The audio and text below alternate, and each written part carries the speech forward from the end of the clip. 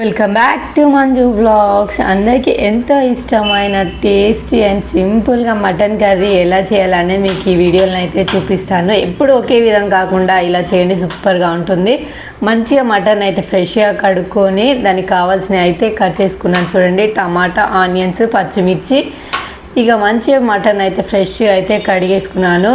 So చూడండి, ఇందులోకి కొన్ని వాటర్ యాడ్ చేసుకొని కొద్దిగా పసుపు వేసుకొని గ్యాస్ పైన ఒక 60% ఉడికేలాగా ఉడికించుకోవాలి. ఇది ఏమంటే ఆవటిల్లో పెట్టి వండడం అంటారు మా సైడ్ అయితే. సో చూడండి, ఇక కుక్కర్లో అయితే పెట్టేశాను. ఒక 5-10 మినిట్స్ తర్వాత చూడండి, మటన్ అయితే 60-70% అయితే ఉడికిపోయింది. ఇప్పుడు దీని ప్రాసెస్ ఏంటి అనేది చూద్దాము. ముందుగా స్టవ్ పైన ఒక గిన్నె పెట్టుకొని మనకు మటన్ కావాల్సిన ఆయిల్ అయితే పోసుకోవాలి. చూడండి, ఇలా ఆవటిలో పెట్టి ఉడితే కర్రీ అయితే 2 days అయినా ఉంటుంది, ఫ్రెష్గా ఉంటుంది, ఖరాబ్ కూడా కావు, టేస్టీగా కూడా సూపర్గా ఉంటుంది. మరి మీరు ఎంతమంది ఇలా ఆవటిలో పెట్టి వండిరు అనేది నాకు కామెంట్ చేయండి. చూడండి, ఆయిల్ అయితే నేను హీట్ ఎక్కగానే అందులోకి కట్ చేసుకున్న పచ్చిమిర్చి, యాలకులు, లవంగాలు, దాల్చిన చెక్క, ఇక మనం కట్ చేసి పెట్టుకున్న ఆనియన్స్ అయితే వేసుకొని ఆయిల్ అయితే కొద్దిగా ఫ్రై చేస్తున్నాను. బగారాకి వేస్తాను చూడండి, ఎందుకంటే మటన్ అనేది మంచిగా తొందరగా ఉడుకుతుంది. ఇప్పుడు మనం కట్ చేసి పెట్టుకున్న టమాటాలు అయితే ఇందులో అయితే వేసుకోవాలి. చూడండి, ఆనియన్స్ అయితే మంచిగా ఫ్రై అయిపోయినాయి. ఇక టమాటాలు మంచిగా ఫ్రై చేసుకోవాలి. చూడండి, మొత్తం చూడండి మంచిగా ఉడికైపోయినాయి. సో ఇప్పుడు మనం కడిగి పెట్టుకున్న మటన్ని చూడండి మంచిగా ఫ్రెష్గా ఉడికిపోయింది. ఇందులో ఉన్న రసాన్ని కూడా పడేయకుండా అందులో కొద్దిగా సాల్ట్ కానీ వేసుకుని తాగితే కూడా హెల్త్కి చాలా మంచిది. సో నేను ఆ వాటర్ అయితే ఒక గిన్నెలోకి అయితే తీసుకున్నాను. సో చూడండి, ఇక మటన్ అయితే వేసుకున్నాను, అంతా మిక్స్ అయ్యేలాగా బాగా కలుపుకోవాలి. సో ఒక 10 minutes తర్వాత చూడండి మంచిగా ఉడికిపోయింది. సో ఇప్పుడు ఇందులోకి కొద్దిగా కాస్త పసుపు,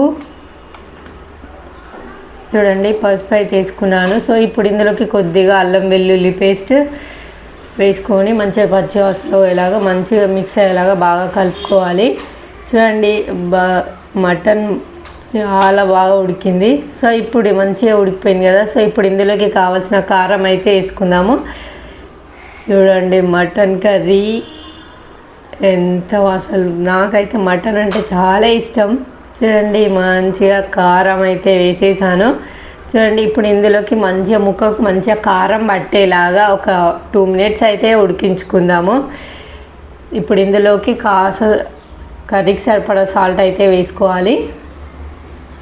చూడండి, బగారాకి వేసినాం కదా, ఇంకా తొందరగా ఉడుకుతుంది. ఇందులోకి కొబ్బరి కూడా వేస్తే కూడా తొందర ఉడుకుతుందని మా వాళ్ళు అయితే చెప్పారు. సో చూడండి, ఇక మంచిగా ఉప్పు కారం అయితే వేసేసాను. ఇప్పుడు కొన్ని వాటర్ యాడ్ చేసుకొని ఇక పొయ్యి మీద ఒక 5-10 minutes అయితే మంచిగా ఉడికించుకోవాలి.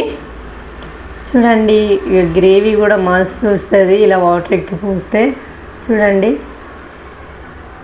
మంచిగా ముక్కకు మంచిగా ఉప్పు కారం పట్టేలాగా మంచిగా వాటర్ అయితే మంచిగా గ్రేవీ అయితే అయింది. ఇప్పుడు కొద్దిగా ధనియాల పొడి, యాలకుల పొడి, లవంగాల పొడి అయితే వేసుకోవాలి.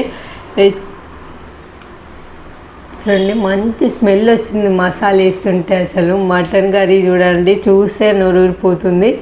అబ్బా చూడండి ఎంత బాగుందో మటన్ కర్రీ.